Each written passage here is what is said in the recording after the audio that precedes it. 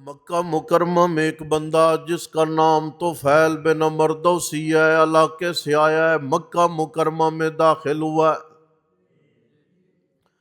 ہے سردار وڈیرا ہے اپنے علاقے کا۔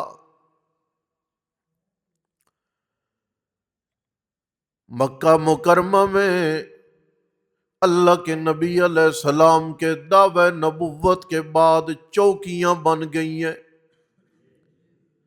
تاکہ جو بندہ بھی باہر سے آئے ہمارے ریکارڈ میں آ جائے، پتہ چلے کون آیا ہے، کیسے گیا ہے۔ تو طفیل بن عمر دوسی سے چوکی پہ میل ملاقات کے بعد یہ سمجھایا گیا کہ یہاں پہ محمد نام کا ایک جادوگر ہے، جو بندہ بھی بیٹھے وہ اسی کا ہو کے رہ جاتا ہے، لہذا دھیان کرنا۔ اس کی شخصیت میں جادو ہے، آواز میں بھی جادو ہے، کہ ایسے نہ ہو کہ آواز تیرے کانوں میں پڑ جائے۔ حضرت طفیل فرماتے ہیں میں نے کانوں میں روئی ڈال لی، 2 4 6 8 دن رہا، جاتا کعبۃ اللہ میں حاضری، واپس اپنی رہائش گاہ مکان پہ۔ ایک دن اچانک رات کو خیال آیا یار پڑھا لکھا آدمی ہوں، علاقے میں فیصلے کرتا ہوں، شاعر ہوں، شعروں کو جانتا ہوں، ایسا کیسے ہو سکتا ہے کہ میں جاؤں اور اسی کا ہو کر رہ جاؤں؟ کتنا پاگل پن ہے کہ میں نے پرکھے بغیر لوگوں کی باتوں میں آ کے کانوں میں روئی ڈال لی۔ اٹھا پہنچا ہے کعبۃ اللہ میں، اللہ کے نبی علیہ السلام تشریف فرمائے، عبادت ہو رہی ہے۔ اس نے جا کر سلام دعا کی، اور بھی لوگ ہوں گے لیکن چہرہ پہچان گیا کہ یہ کوئی الگ تھلگ بندہ ہے، الگ ہی کوئی شخصیت ہے۔ چونکہ تقریر نہیں نا، سبق ہے، ایک لفظ اور بولا۔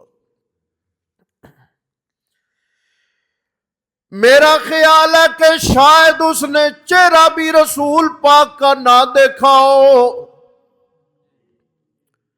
اللہ کے نبی علیہ السلام اپنی عبادت گزاری میں طفیل پہنچے ہوں گے حرم میں، دائیں بائیں کتنے لوگ بیٹھے ہیں، لیکن نبی علیہ السلام کے جسد مبارک کی لاجواب اور باکمال خوشبو حضرت طفیل کو رسول پاک تک لے گئی۔ سونگھتے چلے گئے یار، اتنی باکمال خوش پہنچے جب، کون ہو؟ نبی علیہ السلام نے فرمایا محمد ہوں، عبداللہ کا بیٹا ہوں، اللہ کا رسول ہوں، اللہ کی کتاب لایا ہوں۔ پڑھو۔ نبی علیہ السلام نے کچھ پڑھا، روک دیا طفیل نے، کہتا رک جائیں، ما سمعت قولا احسن من،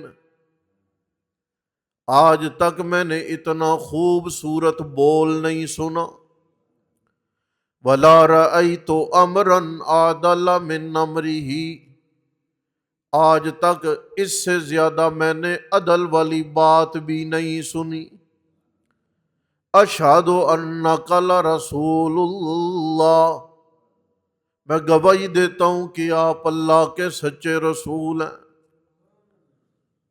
لینا بودا جو میں سنانے لگا ہوں وہ آگے ہے۔ ارادہ کیا واپس اپنے گھر میں، دروازے پہ دستک دی، اہلیہ محترمہ باہر آئی ہیں،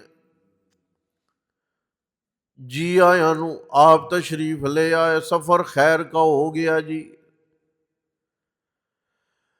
حضرت طفیل بن عمر دوسی نے ایک جملہ بولا، بڑا تاریخی جملہ، کہتے لگے لست منی و لست من کے، اے بی بی خیال کرنا نہ میں تیرا نہ تو میری۔ یہ آپ جملہ سنیں نا، اور جنہوں نے آج اپنے بچے بچیوں کے رشتے کرنے ہیں نا، وہ اس جملے کو سن کے کریں۔ لست منی و لست من کے، بی بی نہ میں تیرا نہ تو۔ حضور کیا ہوا؟ راضی بازی گھر سے گئے، میں نے آپ کے مال میں، رازوں میں، گھر میں، عزت میں کوئی بھی میں نے آپ کا نقصان نہیں کیا کہ آپ مجھ سے ناراض ہوں۔ کیا بنیاد ہے، کیوں ناراض ہیں؟ حضرت طفیل بن عمر دوسی نے کہا لست منی و لست من کے، تو میری نہیں میں تیرا نہیں، حتی تؤمنی باللہ وحدہ، تیرا میرا رشتہ اسی بنیاد پہ قائم ہو سکتا ہے کہ اللہ کے سوا سارے باطل معبودوں کو چھوڑ کر تو اکیلے اللہ کی بن جا، تو میری میں تیرا۔